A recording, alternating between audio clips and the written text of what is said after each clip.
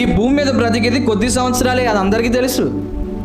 మహా అయితే 60, ఇప్పుడైతే 50, దానికి మించి బ్రతకం.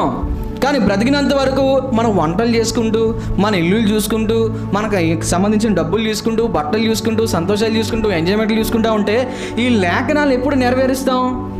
ఇంక అర్థమవుతుందన్నమాట. లేఖనాలు ఎప్పుడు నెరవేరుస్తాం? పౌలు గారు నెరవేర్చారు, అబ్రహాం గారు నెరవేర్చారు, వేశ్యగా పిలువబడిన ఆమె కూడా నెరవేర్చింది. జ్ఞానము లేని వారే నెరవేర్చినప్పుడు, సంపూర్ణమైన జ్ఞానం లేని వారే నెరవేర్చినప్పుడు, సంపూర్ణమైన జ్ఞానం నీ చేతిలో ఉన్నప్పుడు నువ్వేం చేస్తున్నావు? బైబిల్ ఇలా మూసేసి పక్కన పెట్టేసి యథావధిగా పనులు చేసుకుంటున్నావు.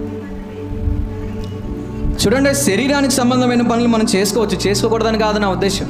చేసుకోవచ్చు, ఉద్యోగాలు చేసుకోవచ్చు, వండుకోవచ్చు, తినచ్చు, ఏదైనా చేయొచ్చు. బ్రతకాలంటే ఖచ్చితంగా చేసుకోవాలి, కాదనట్లేదు. కానీ అదే జీవనాధారం కాదు. మనకి జీవనాధారం అది కాదు. ఎందుకంటే మన తాతలు ముత్తాతల నుంచి అదే పని చేస్తున్నారు అందరం.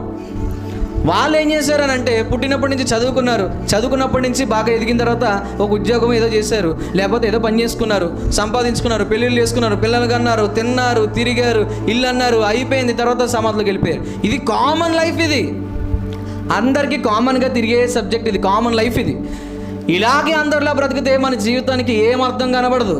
అందుకే యేసు ప్రభు వారు వచ్చి ఏం చెప్పారు? ఆయన భూమి మీద నుంచి వెళ్ళిపోయేటప్పుడు ఏమన్నారు? సర్వలోకానికి వెళ్ళి ఏం చేయాలి? మీరు ఈ సువార్తను ప్రకటించి శిష్యులుగా మార్చండి అన్నారు.